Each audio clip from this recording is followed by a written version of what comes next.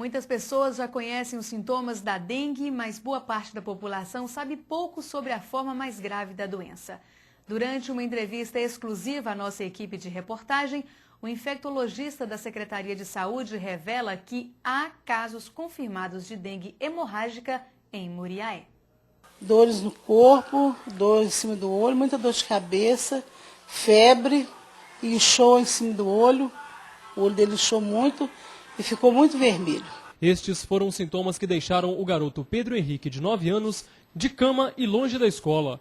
Como o garoto teve dengue no ano passado, ao perceber os primeiros sintomas, a mãe logo suspeitou da doença.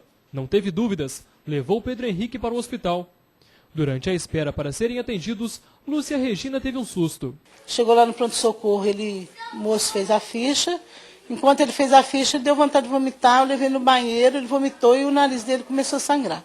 De acordo com o infectologista da Secretaria Municipal de Saúde, Bruno Lissi, nem todos os casos de dengue que apresentam sangramento significa que é dengue hemorrágica. A Organização Mundial de Saúde coloca a dengue hemorrágica da seguinte forma.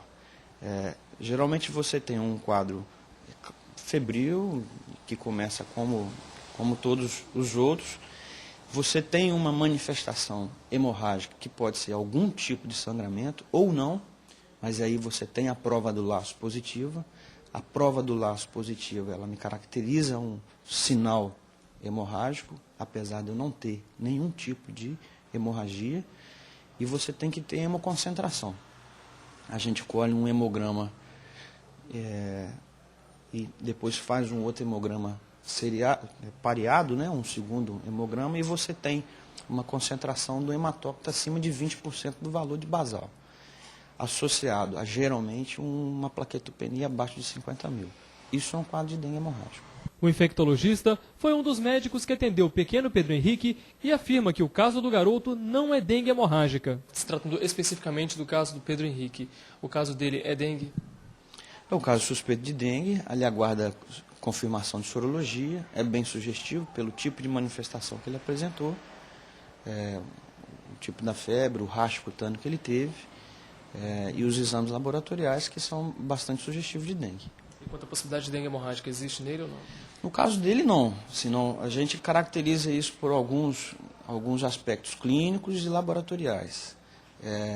Ele não teve hemoconcentração, que a gente aguarda no exame, de um hemograma para o outro. A prova do laço dele foi negativa.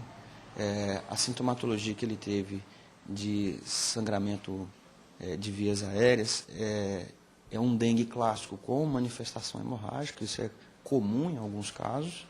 A gente vê pela plaquetopenia, isso acontece, mas ele não caracteriza dengue hemorrágico. A definição de dengue hemorrágico não se encaixa nele. Apesar de ter apresentado sangramento, o caso do garoto Pedro Henrique trata-se de dengue clássica. Mas em entrevista exclusiva à nossa reportagem, o infectologista Pedro Lissi admitiu que um caso de dengue hemorrágica foi confirmado na cidade na semana passada. Uma outra apresenta os mesmos sintomas e aguarda apenas confirmação do laboratório. Muriel, hoje em dia, existe algum caso confirmado de dengue hemorrágica? Assim, nós tivemos 31 casos confirmados em Muriaé até hoje. Acho que vamos dizer dessa forma. Dos 365 casos suspeitos que foram enviados sorologias, 31 dessas vieram positivas. A gente aguarda outras sorologias ainda de outros casos positivos, mas a gente acompanhou um paciente aqui em Muriaé com característica de dengue hemorrágico, confirmada tanto por hemoconcentração, ele teve epistaxe, foi prontamente atendido e conduzido, internação de 3 dias, recebeu alta sem problemas.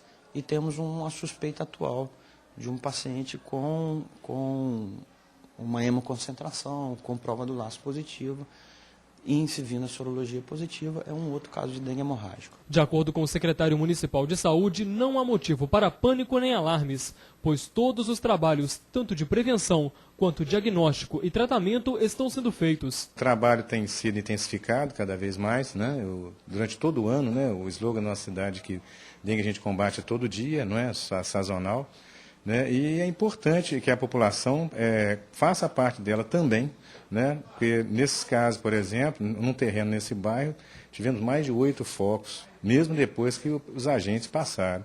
Então, é uma participação do poder público e a comunidade. E mais uma vez a coordenação do Centro de Zoonoses alerta para os cuidados com água parada, pois a prevenção é a única forma de combater o mosquito transmissor.